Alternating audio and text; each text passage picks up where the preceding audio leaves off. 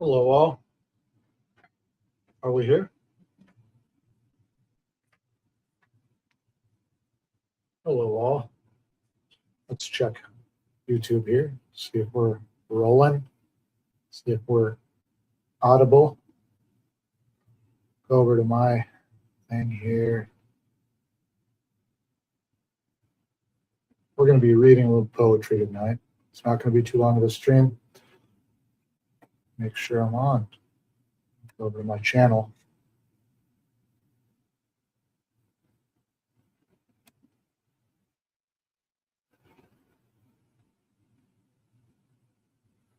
Looks like I can hear myself.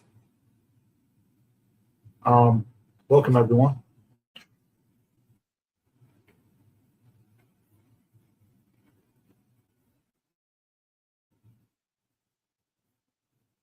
Be able to share a screen. I'm getting good at this. Let's see.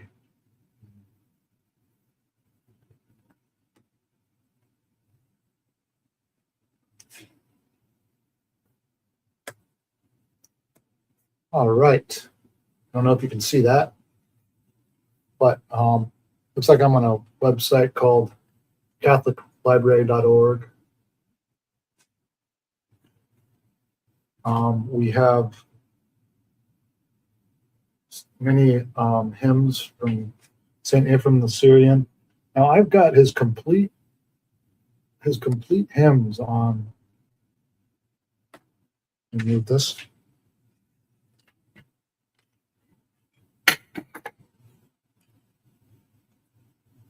I got his complete hymns on Kindle for $1.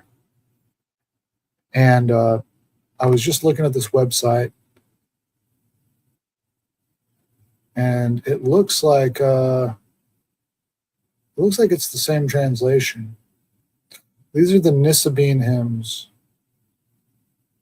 I think that's where he was from, Nisabine. And so it's the same translation. So I'm going to be just reading it from this website here. If you're interested, it's just Google catholiclibrary.org. And I'm in the Nisabine hymns, I'm on hymn number 14. Now I know I actually started this one already, but I wasn't feeling too well and I just cut it out. I might just read this and move on, and anyone is welcome to come in and listen, talk about this, talk about whatever you would like. Just gives me a little excuse to read some poetry, which, if it's good poetry, is always a good thing. Don't you agree? There we go.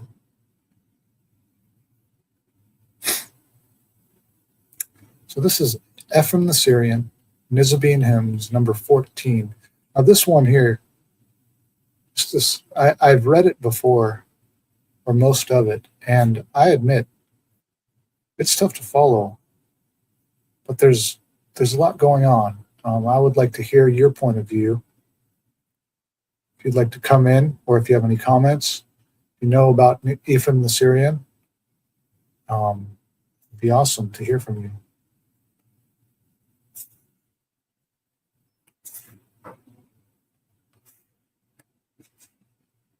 Okay, there we go. Hymn number 14 of the Nisabine hymns by Ephrem the Syrian. Under the three pastors there were manifold shepherds. The one mother that was in the city had daughters in all regions. Since wrath has destroyed her dwellings, peace shall build up her churches. Blessed be he who chose out those three. The kindly labor of the first bound up the land of her affliction. The bread and wine of the next healed the city when sight was broken. The sweet speech of the last sweetened our bitterness and affliction.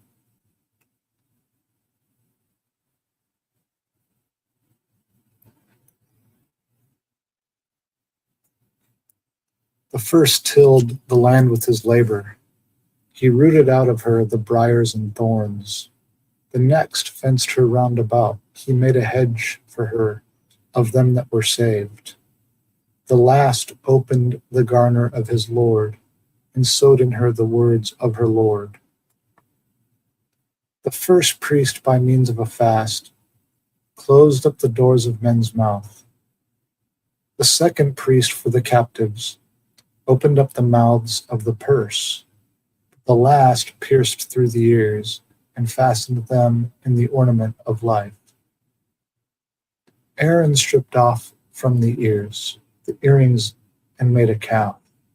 That lifeless calf in secret pierced and slaughtered the camp.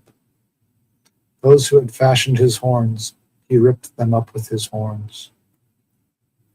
But our priest, who was the third, pierced through the ears of the heart, and fastened there the earrings he had fashioned, of the nails that were fixed in the cross, whereon his Lord was crucified, and gave life to his fellow men.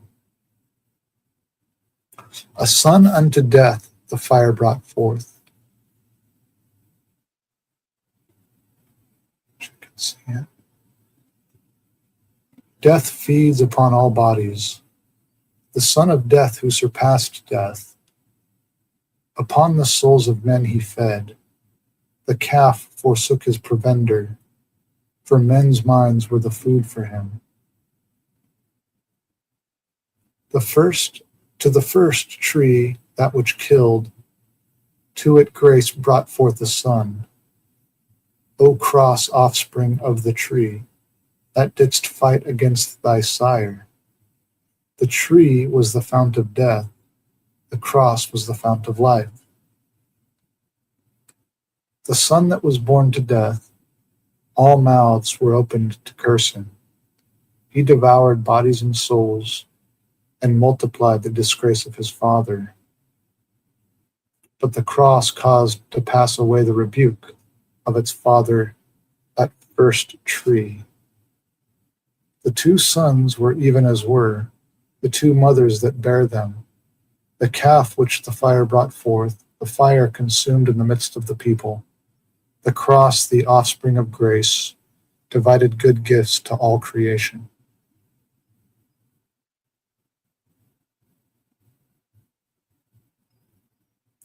O my tongue, hold thy peace, and be silent of the histories of the cross that press to be told. For my mind of a sudden has conceived, and lo, pangs of travail smite it. It has conceived these among the last.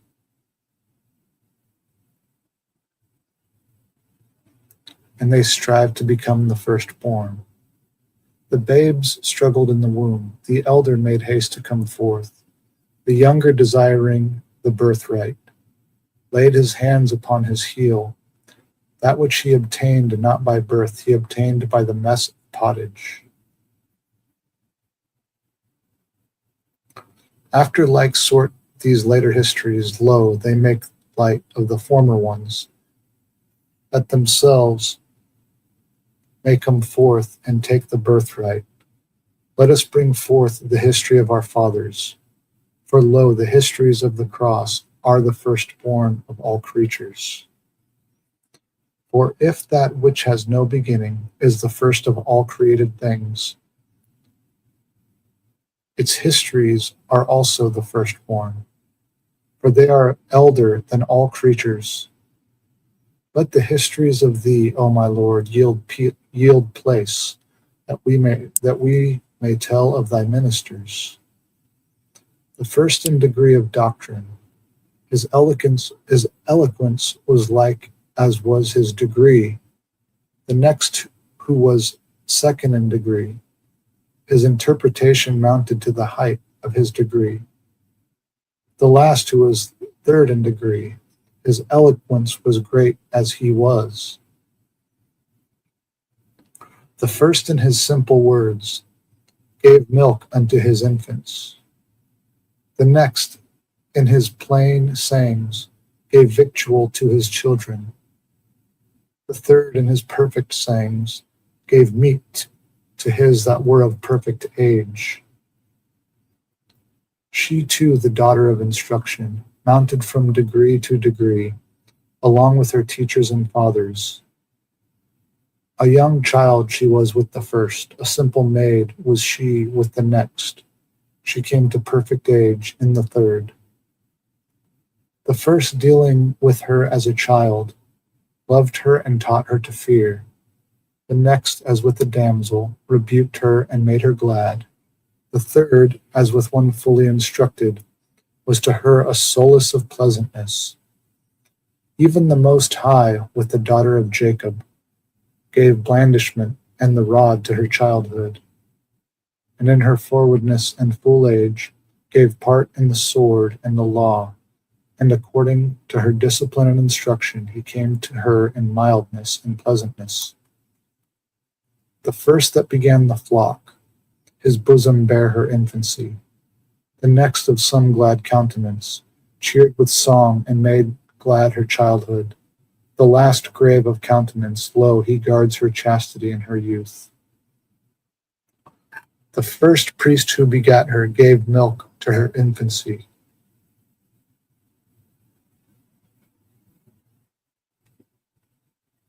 The first priest who begat her gave milk to her infancy. The next priest interpreted and gave victual to her childhood. The third priest nourished her and gave meat to her perfect age.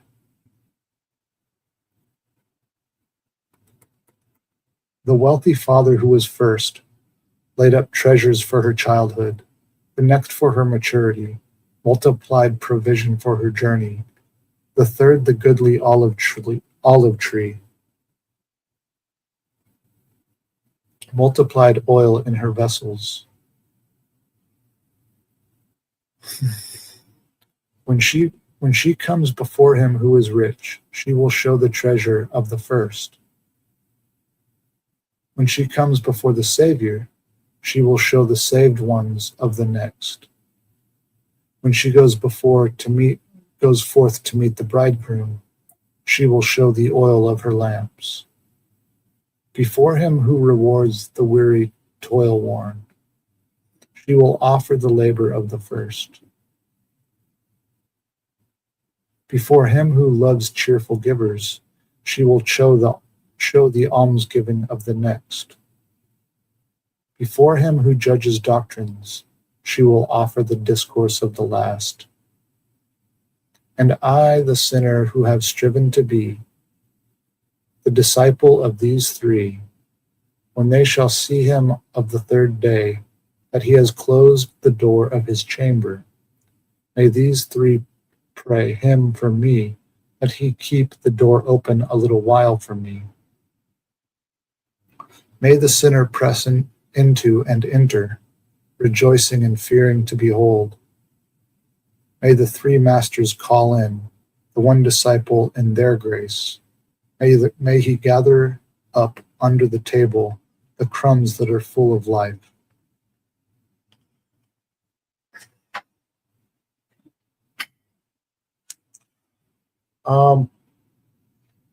Now, I didn't prep for this at all. I've been basically just reading this while I turn on StreamYard and just read it live. And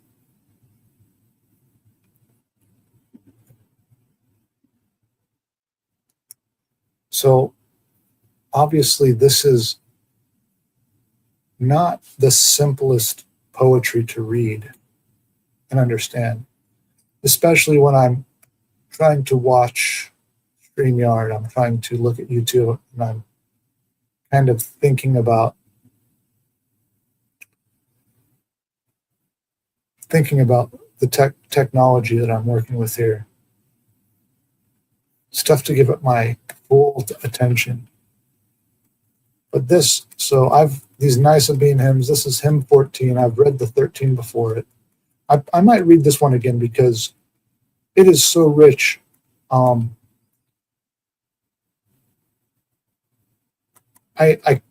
know there's so much going on here that I don't understand.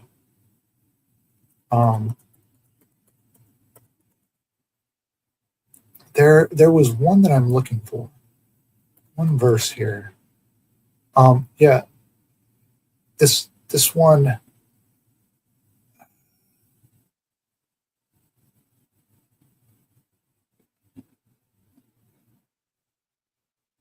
Verse 15.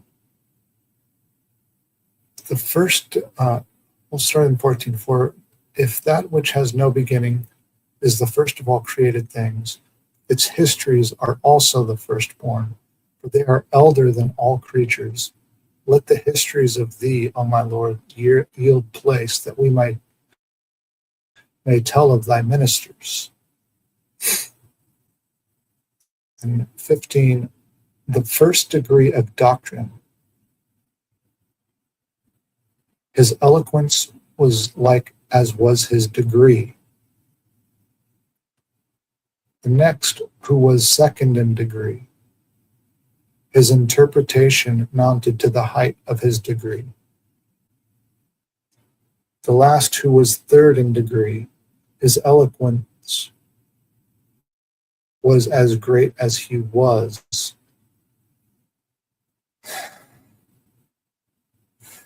Nearly every single verse has like a trinity of ideas. And it's not the greatest content to just fully acknowledge I don't understand what is going on. I mean, I understand some of the language, but I wish I had the time to really study this, because it's beautiful. What I do understand, it's awesome, and the rest is so mysterious to me to where it's almost frustrating, because I know there's so much going on. Like, there's a lot of theology in this. To me, one thing sticks out. A lot of these kind of echo the good, the true, and the beautiful, where it says the first in degree of doctrine, his eloquence was like that, was as his degree, is that the true. The next two was in second degree, his interpretation mounted to the height of his degree, the good. And the last was third in degree, his eloquence was great as he was, is that the beautiful? I don't know. I'm not a philosopher.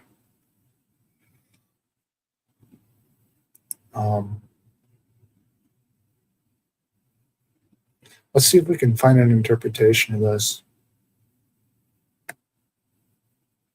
It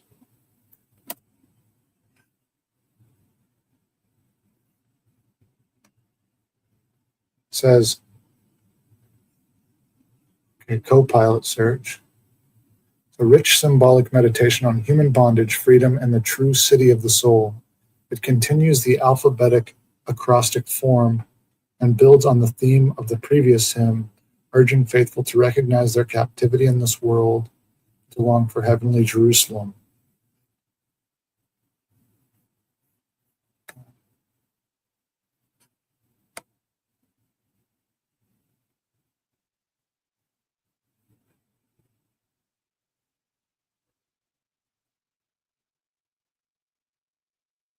Both a pastoral rebuke and a prophetic vision. Yeah, I'm pretty sure that when Ephrem talks about the lady, he's talking about the church, because he talks about a female in this a lot of the time.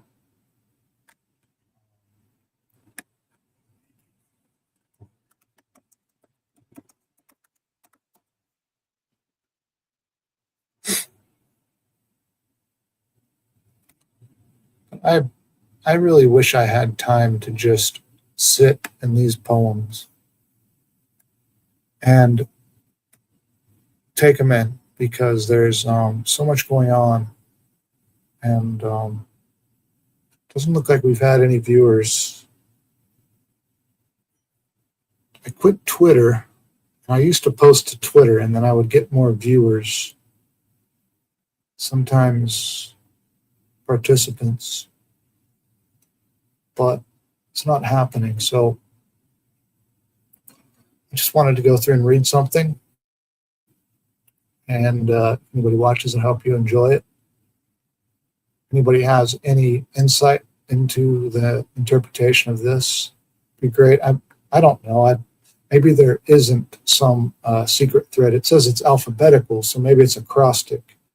Maybe that in Syrian, you'd be able to see, is that what it's called? Acrostic, not acrostic. Forget the word.